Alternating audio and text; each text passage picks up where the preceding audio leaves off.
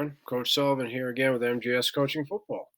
To my subscribers, I thank you, and to those who haven't yet, I really hope you do. Just finished my 38th year coaching football, and as a defensive coordinator, but over that span, I've also been an offensive coordinator, special teams coordinator, longtime head coach, coached every position on defense and offense, and all of this at both the collegiate and high school levels. Today, in this presentation, what I'd like to talk to you about is what we call our whip go or whip go stick, okay, part of the go blitz family. And I'm going to show it to you versus 11, one back, one tight end, and 10, one back, no tight ends out of our base. Okay, and there'll be a reason for that as I go through the presentation. Okay, and we're also going to talk about the stick tag. And then, who it affects, and it's very slight effect, but it's huge, and why we would use the stick tag, okay, and why I'm choosing to show you this whip go blitz out of our base personnel, and there's a definite reason for it. Again, that'll all be built in once we get going on the presentation, okay? So the key terms, C-crash. This is going to be the whip blitz technique, and there's a little bit of a tweak when it's on the side of the rover who's on a tight end, a not attached outside linebacker. There's a little bit of a tweak, as you'll see. And also part of it will be the impact it may or may not have on the force, the run support, okay? What's meant by spill, bend, and cage, run to, run away, or pass, okay? The Lucky Ringo call made by the whip and the Louis Rod are made by both safeties. Okay, and that'll be brought into the presentation as well. What I mean by reduce, okay, this is the defensive ends, the D end on the call sides and B, the nose goes A to the call, so we're reducing the side right now, okay? One word, and the kids know what that means. Again, you come up with terminology, one word is definitely preferable because you can just say, hey, reduce, and the kids know what you mean. You can do it during the flow of a game, never mind in the V, right in between. The stick tag, the DN call side sticks A, which bumps the nose A away. And I'll show that to you, okay, as I mentioned. And then the screw timing, which brings in what we call the creep technique when it's a safety or a cornerback. So in other words, a DB, playing a DB position, okay? And that's the whip, in this case, the whip moving toward the line of scrimmage. So all of this will be brought in as I diagram the whip go blitz for you, okay? So what we have up top is in all four, it's 50 whip go. And the trio, I'm not planning on getting into the specifics. The safety rotations, all I plan on covering. So here we go, first one. Non-subscribers, push that button, it's free, and then you can get everything, including Zone Blitz coverage playlist. So up top, on the left, I have it versus 2x2, we call Dallas, gun pistol, 11. And on the right, I have it versus a 3x1, or I should say 3x1, what we call Texas, okay? On the bottom, 10, Detroit, 2x2. On the right, Toledo, 3x1. Okay?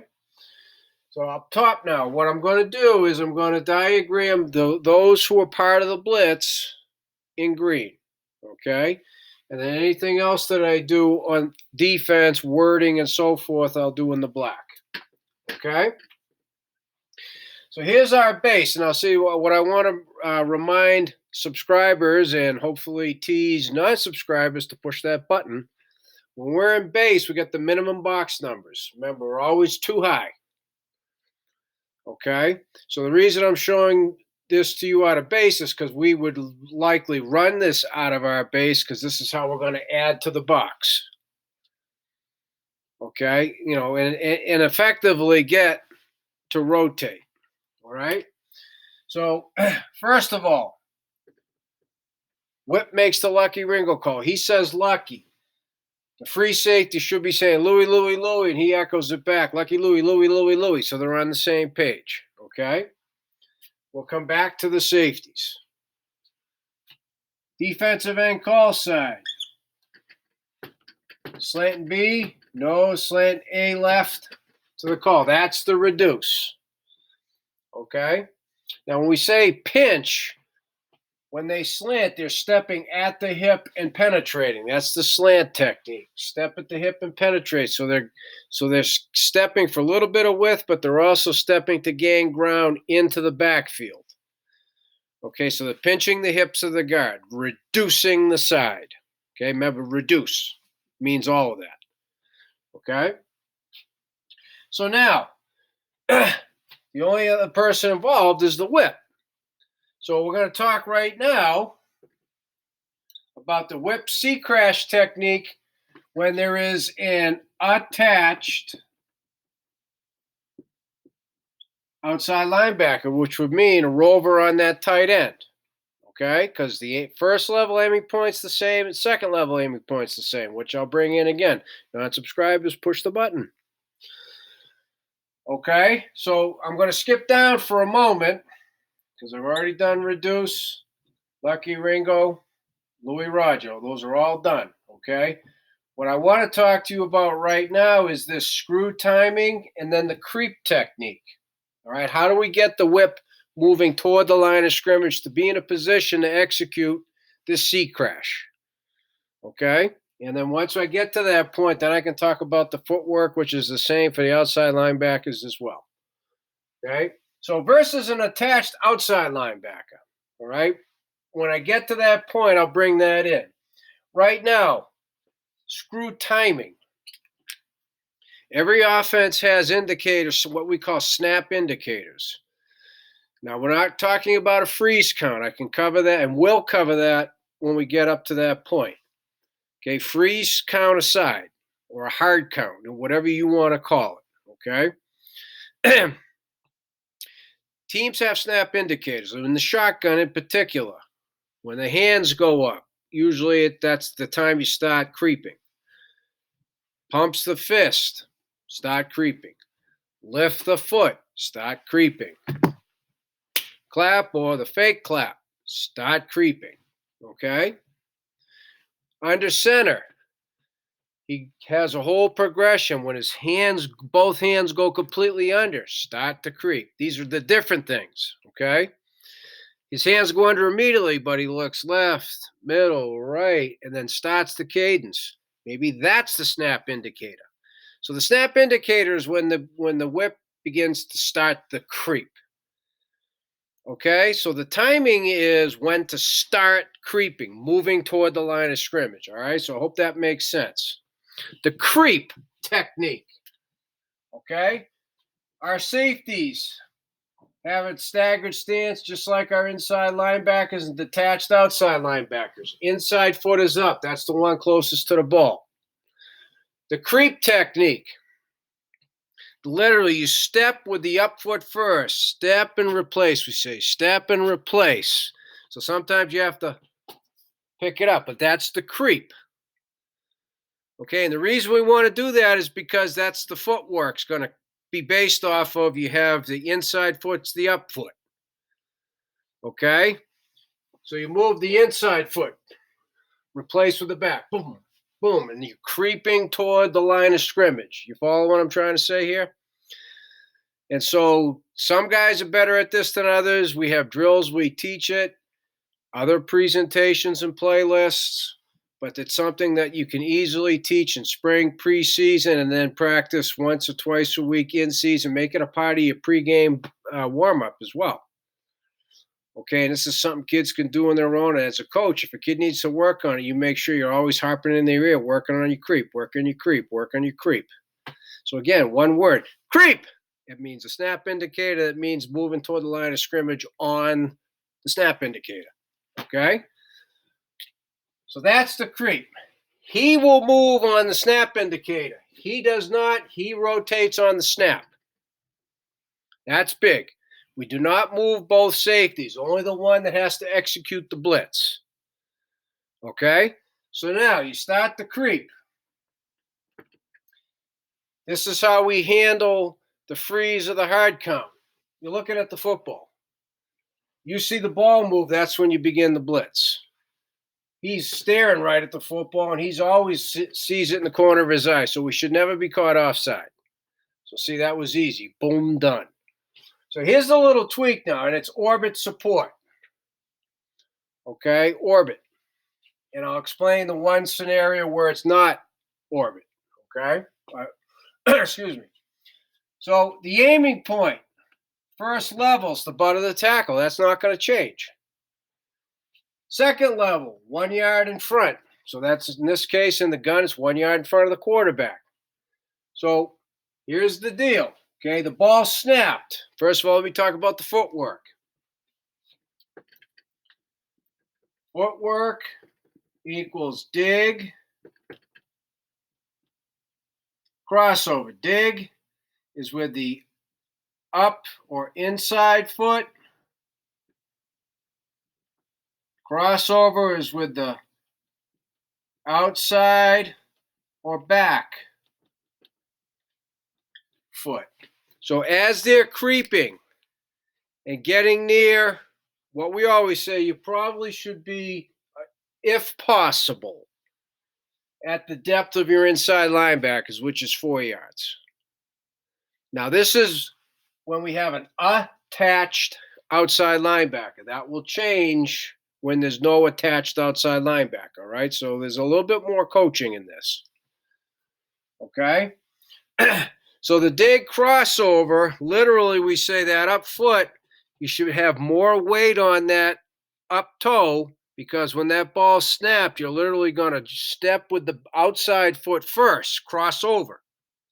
And when you do that and you have the weight, the heel lifted off the ground, that heel naturally pivots when you step across. It naturally pivots. And these are safeties, defensive backs, they're athletic. So that's the dig crossover. We teach the same footwork to all the positions. Remember, 8 guys have a go blitz. Non-subscribers have to hit that button. Okay, see the Go Family Blitz introduction. Okay, so now here's the little tweak. Ball snapped. That's the aiming point. If, let's say, the tight end is trying to block down, so he's still, boom, knocking back and executing. He'll be ass and ankling this. It's not the rover's job to see what the whip's doing. The whip, and this is why when the rover's attached, we want the whip starting the blitz from inside linebacker depth, 4 yards, so he can react. When that happens, he exchanges outside. It follows our same color jersey rule, exchange outside. So again, non-subscribers, push the button, please, right?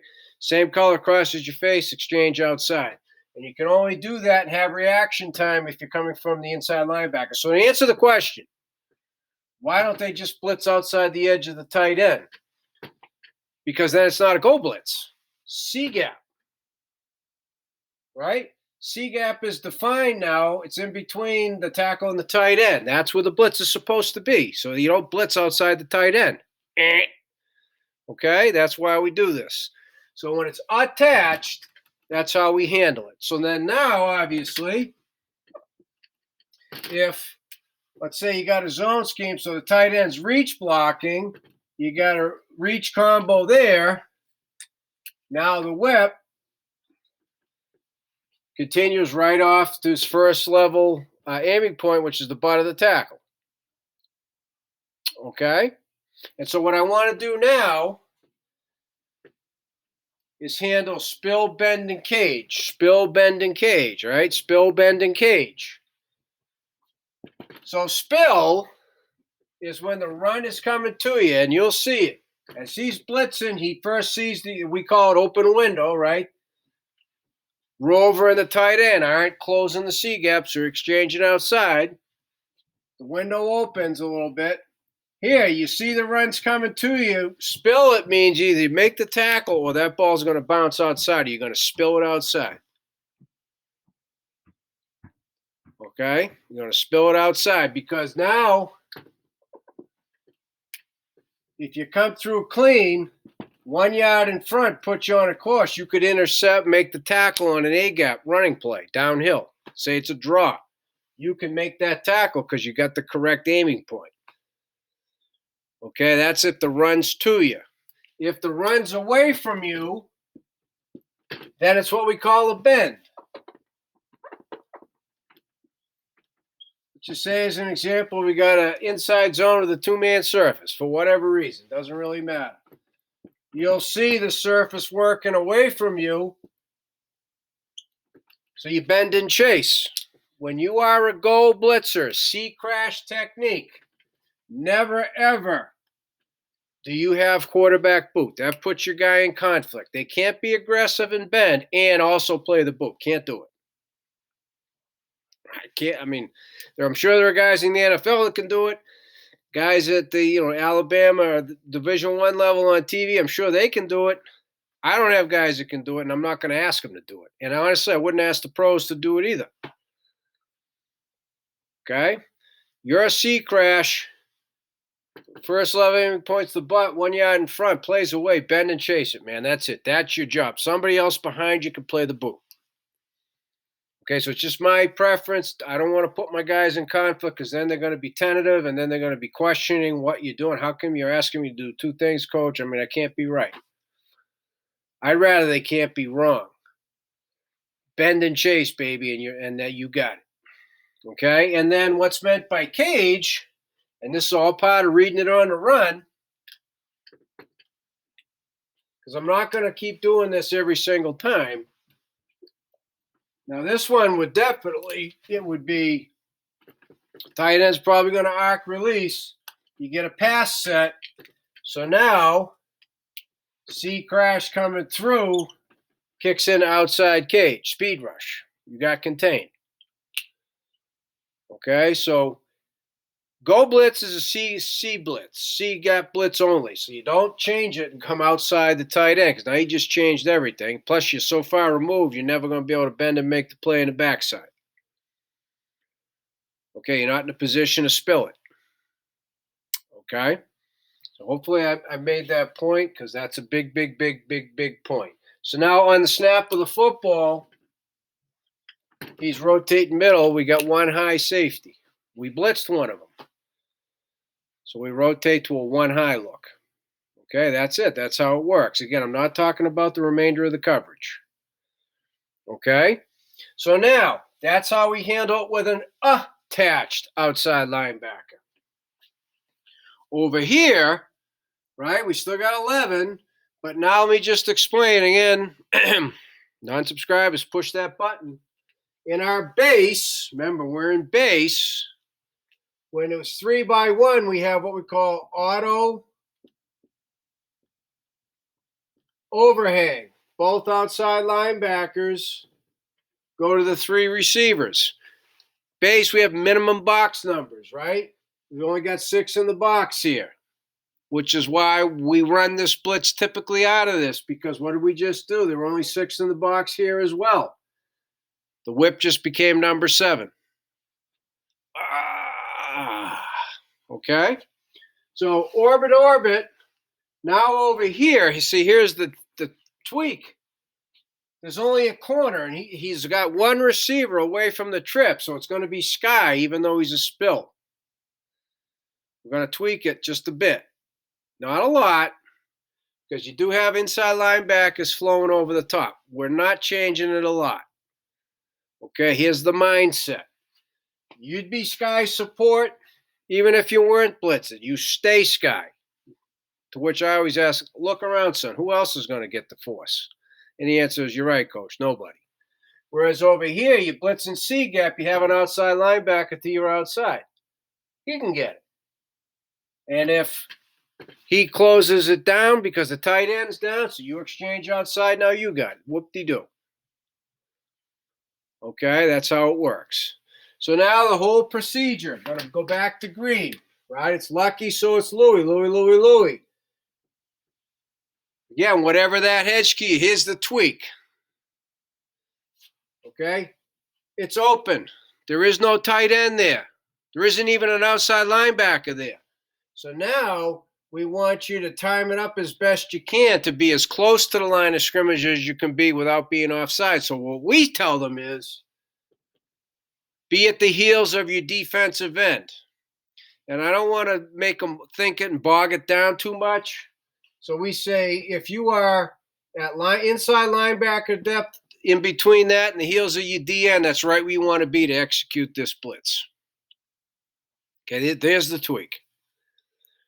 Okay, here you have to be at inside linebacker depth level so you can react to a possible groove across in your face. Here you don't have that, right? It's not there. So now the ball snapped, right? Nose to the call, defensive end, reduce. There you are right there, right? First level aiming point, butt of the tackle. He's rotating middle. Boom, done. Okay, so now I want to bring in the stick tag. Okay, I want to bring in the stick tag. So I'll do the stick tag in red. Okay, so if we call whip, go, stick. The only two guys it affects are the defensive end call side and the nose. So now the defensive end call side sticks A, which bumps nose A away. There's the stick.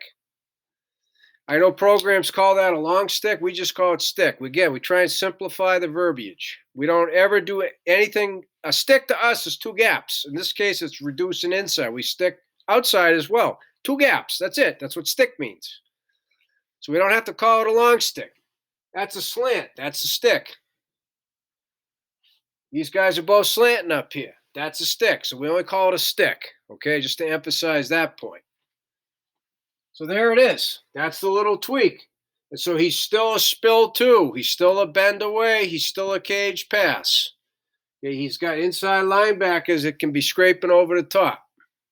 We always wear a spill defense. We want to force the football east and west, hopefully never allowing it to hit and go straight downhill.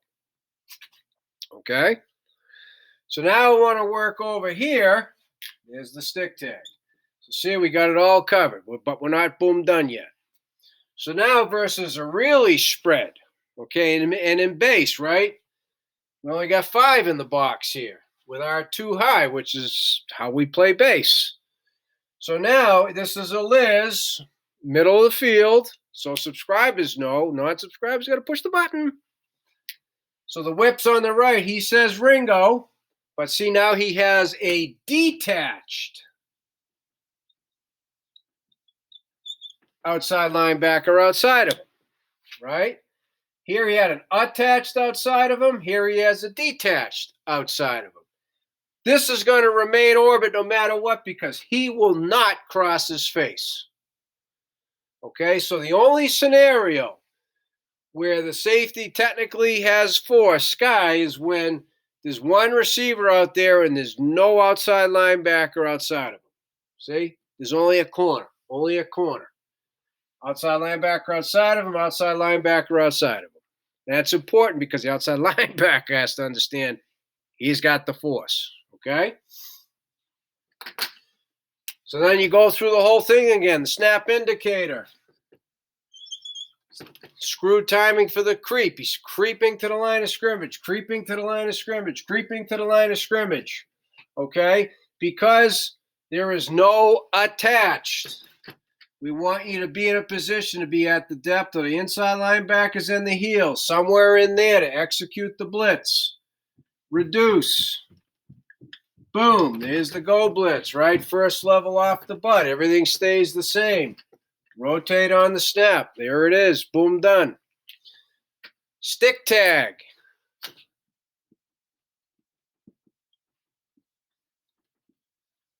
All right, there it is. And I'm going to get to this, why we would call the stick tag. Believe you me. All right, we just went from a 5-man to a 6-man box. Went from a 6-man to a 7, 6-man to a 7. Now over here, right, we're still in base, so this is still auto overhang. Right, so both outside linebackers to trips. Right, no outside linebacker outside of him, so it stays Sky. Snap indicator hits, so he starts creeping. Down the line. Again, nobody outside of him.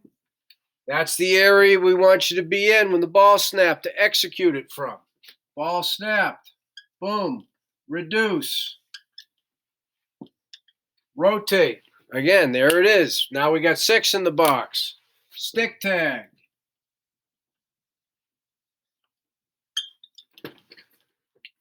Right, there it is. So again, we call this out of base to get the extra guy in the box that they weren't anticipating.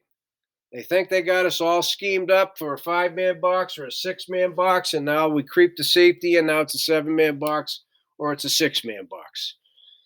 It's a whole different world for the offense than if you line up in the 6-man box or if you line up in the 7-man box, right? This doesn't give them time to make any adjustments for the blocking scheme or the protection if it's a pass. All right, so why would we go to the stick tag? Okay, well, especially if teams, not if, when teams have tendencies, right? So halfbacks away from the 3 receivers, they want to run the football to the 3 receivers or away from the halfback. Okay, we get these guys moving in that direction. That's why we do a stick tag. Instead of having them both on this side, now they're working to the side we're anticipating the run in. This is instant automatic pressure on the quarterback in the mesh if we're just simply trying to give them a different look. If there's any kind of a read going on, that would be the reason, okay, to compensate for the run tendency and give a different look. If we want to just execute the normal, I'm going to be doing it in the black because that's what's in my hand right now. So we're executing reduce, right? 1, 2, 3, 1, 2, 3. They've got to figure out a way to block that. We want to make it so this inside linebacker is the guy they can't account for. So more often than not, that's my best tackler, the Mike linebacker. When I call regular, it makes it so he is less likely to be blocked. Free him up to make the tackle. Okay? So the reduce does that. The stick compensates, or it tries to take advantage of the tendencies we have and we think they're going to continue with. All right? So again, the big part of this, the footwork is the same. Dig, crossover, inside foot, outside foot. The screw timing, creep, right? Step with the up foot first. Bring the back foot. Up foot, bring the back foot, right? Up foot, bring the back foot. Up foot, bring the back foot. Creep towards the line of scrimmage. Sometimes you have to be a little bit faster with the creep. Sometimes you get caught being too fast. Sometimes you get caught being too slow. Either way, you got to execute the blitz. So as we always tell them, with an attached, if you're too fast, stop at the depth of your inside linebackers. Every other situation, stop in between the depth of your inside and the heels of your D end. Because the big thing, you'll never be offsides. Okay, and you're going to be where we want you to be positionally. So as I said at the beginning, I thank my subscribers, and I hopefully have made the point to non-subscribers, push that button, right? It doesn't cost anything. But to everybody, please reach out to me at coachmjsullivan@gmail.com. That's starting to happen more. And listen, I get something out of it every time as well. I'm always learning something every time I talk with other football coaches. So please reach out to me so we can talk football and help each other out.